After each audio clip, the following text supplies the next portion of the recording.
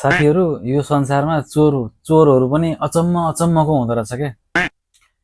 एउटा चोरले चाहिँ दिउँसै चोरेछ क्या, मान्छे भइराखेकै ठाउँबाट चोरेछ।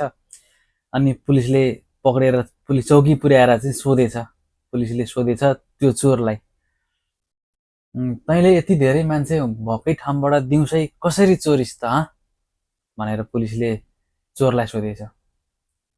चोरले चाहिँ जवाफ दिएछ बिस्तारै सानो स्वरमा। पुलिसलाई चोरले जवाफ दिएछ, सर तपाईको यति राम्रो जागिर छ,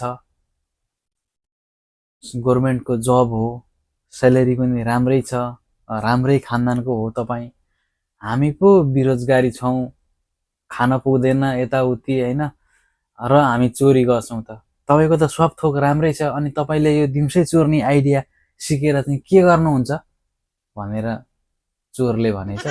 त्यो सुन्नितासै पुलिस पक्लक्कै ढलेको, अहिले कोमामा छ, उठ्यो कि उठेन थाहा छैन अहिलेसम्म।